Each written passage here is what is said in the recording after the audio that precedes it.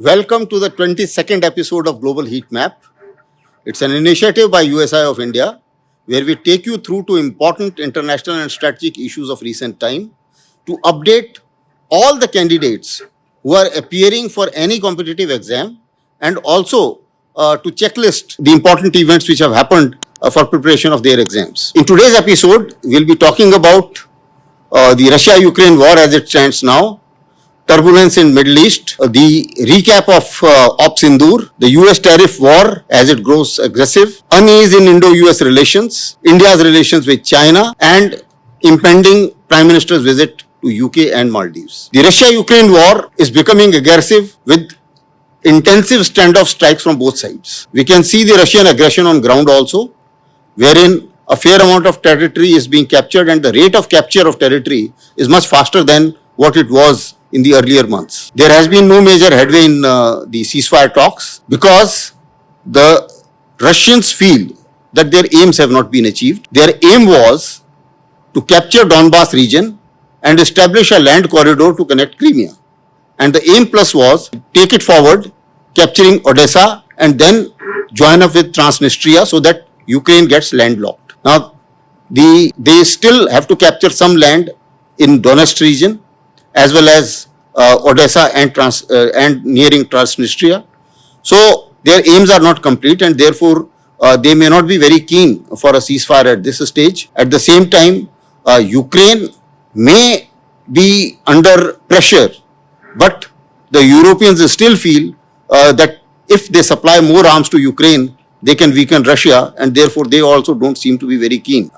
And hassled with that is President Trump, who had thought of finishing this war on the first day of his taking over, but that has not happened. And therefore, in frustration, he has given the ultimatum of 50 days to Russia that if they don't come to negotiation table, then they face very secondary tariffs and tough secondary tariffs. Now, I don't think Russians have bought that idea very much because their aggressiveness after this announcement has not slowed down. It has in fact increased. Similarly, President Trump has also announced that he will give some military hardware to NATO and NATO in turn can give it to Ukraine like Patriot batteries. But apparently there is a division in Europe because not everybody is on board and not everybody is ready to part with these Patriots. So we will have to see as to how this initiative goes on. Similarly, there are also some internal problems in Ukraine now. The recruitment is at its lowest ebb. There is resentment because they are hardly left with any manpower, so they are recruiting even teenagers and children. At the same time, a very recent protests have emerged where President Zelensky is being accused of diluting the anti-corruption organizations. And therefore, what we find is this war is likely to continue and certainly for some more time, we will have to wait and see that what happens after 50 days. As far as Middle East is concerned, it is still turbulent. Israel-Hamas war is continuing. Hamas has not given up. Ceasefire is not in place, and demands of both sides are certainly not matching because Hamas wants a permanent ceasefire and Israeli military to go out, which is not happening. As far as Israelis are concerned, their aims seem to be much bigger.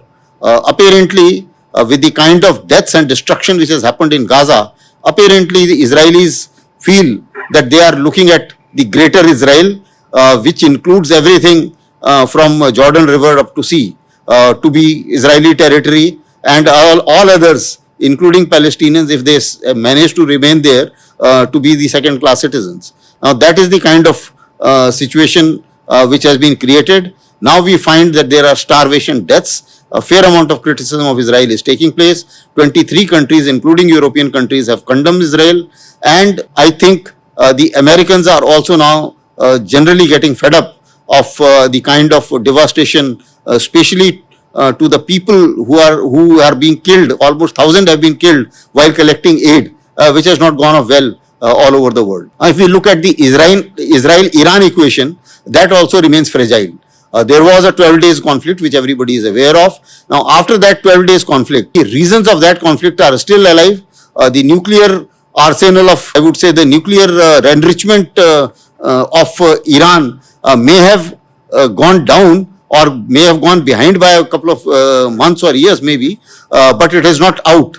And therefore, the apprehension that Israel still has the enriched uranium and still has been able to manage and save the capacities is always there. USA was proposing talks, but then the talks have not made any headway so far. Although Iran has agreed to talk to some of the European countries, let's see how it happens. And there, of course, there has been a contradictory claims, and that also has been very uncomfortable to United States, because President Trump initially announced that he has obliterated the Iranian nuclear capacity, but then subsequently the fact checks reveal that it is not so, because their enriched uranium is intact and their facilities are intact, and the bunker buster bombs have been used for the first time, so nobody knows as to how much have been effective. So that's another part of it. And then the third issue is that Netanyahu, to remain in chair, is activating one front after another. So he is firing wherever he feels like to make sure that Israel remains engaged in war, and also President Trump is also giving him some kind of support in a manner that he was criticizing his investigation too on his corruption cases, which has not been taken well by Israel. So the last portion of Middle East, which has again become very active, is Syria. There is turbulence in Syria. There were internal fractions, and in any case, because HTS, when it was helped to come into power and overthrow Saddam regime, there were other players as well, which includes certain other organizations. The Kurds were being supported. The Kurds were opposing Turkey, and there were certain organizations being supported by Turkey. So they were also fighting each other. But now Kurds have surrendered in favor of Turkey, and therefore, although that part is slightly under control, but Israel in the meantime has increased its footprints. Having captured Golan Heights, it has gone further, and it also started off destroying the Syrian military infrastructure, which indirectly means destroying HTS infrastructure, which is the government in power. And this government in power is being recognized by USA, although not formally but informally. The fact that Al-Shara has shaken hands with President Trump, and his being a terrorist is being foregone, and he has been taken off from that list, indicates that US is cozying up to HTS, whereas Israel is striking HTS. So therefore, there is a little bit of clash of interest there as well. And the new issue which has again come up is the issue of Druze. The Druze is a community in Sweda district, and they were controlling that area. There were strikes by Bedouins, which are Sunni terrorists, Sunni religion, and therefore this religion fracture, and there was a clash there, and because of that clash, it was found then HTS, that is the government of the day, was indirectly favoring the Bedouins, and therefore there was a clash. Many people have been killed, over a lakh have been displaced. There have been 12 attacks by Israel, which has not been taken well either by HTS and also by USA, because USA has said that we are not part of that.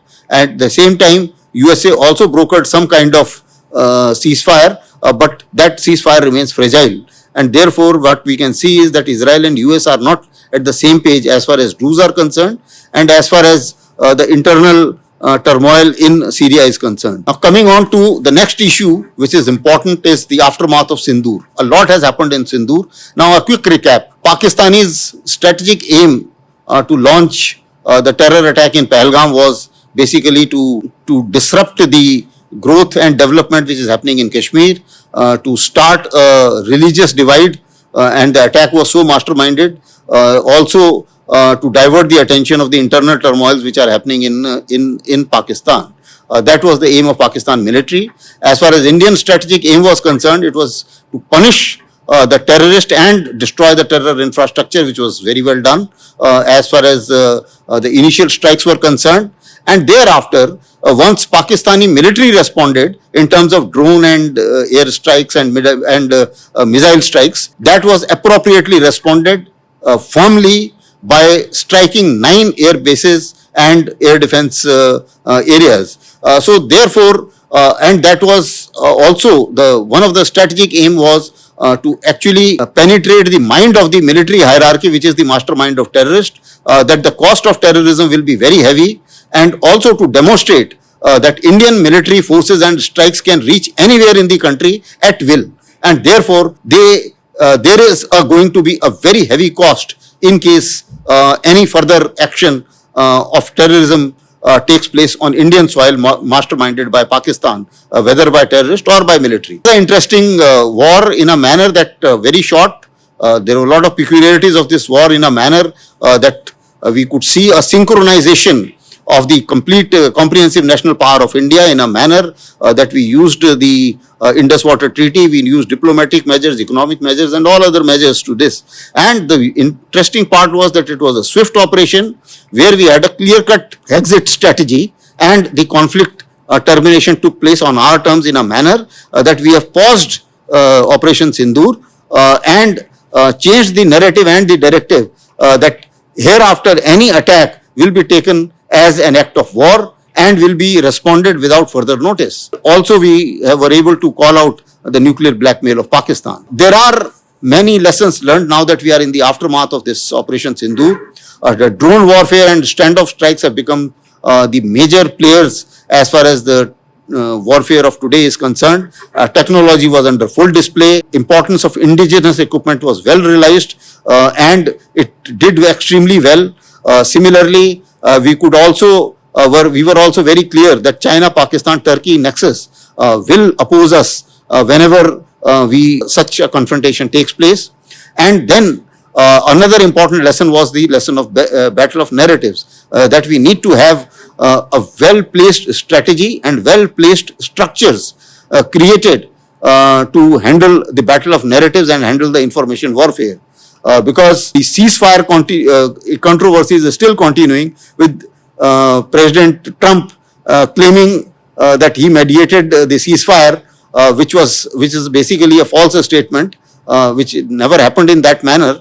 But then the fact was that if the ceasefire was arrived at or it was decided on 3:35, then it should have been taken out and a tweet should have gone from the Indian government or Indian ministry 3:40 or something to say that we have decided that, because at 5 o'clock, by 5 o'clock, enough time was given to other players to make a mess of it and enter it and claim it. And and thereafter, I think a fair amount of action has to be taken to fight that narrative, which is still on, because President Trump is still continuing to parrot that narrative. Similarly, what was also evident was a US tilt towards Pakistan.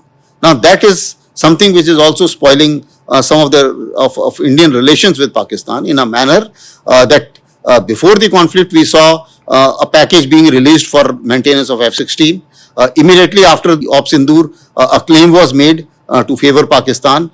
Thereafter, we also saw the Pakistan military chief being hosted in White House, and thereafter there are a whole lot of other actions which have taken place in favor of Pakistan, which are not very comfortable to India. Now we also find that Pakistan is chairing the UNSC meetings, and in the Security Council it's a chair by rotation, but then they have used Article 33 and tried to internationalize the Kashmir issue once again, although the resolution which has been passed does not mention Kashmir, and it has been appropriately replied by our representative, UN representative there, and therefore the final resolution which was passed was basically for peaceful resolution of conflicts, which I think India has already been doing, because Simla Agreement is part of peaceful resolution as we understand.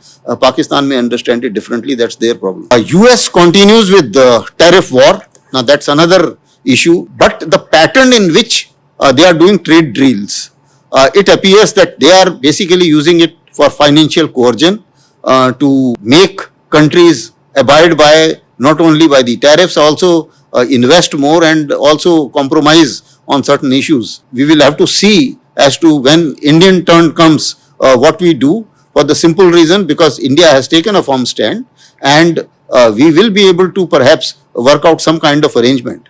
but then tariff is being stretched a little too long because President Trump did threaten BRICS countries with 100% tariff, presuming that everybody is operating to hinder his interest and de-dollarization or reduce the importance of dollars, which may not be the appropriate perhaps accusation, but not which was rebutted by most of the countries to say that it is not against any country. But notwithstanding that, for the ease of doing business, BRICS countries do trade in the national currencies, and they have no doubts in continuing with that, and I am sure they are going to continue with that. Threatening 100% tariff on all the BRICS countries, I don't think it is practicable or manageable by United States, because I'm sure they will have some certain internal pressures coming in not to do so. Like they have got a tremendous amount of pressures coming in on Senate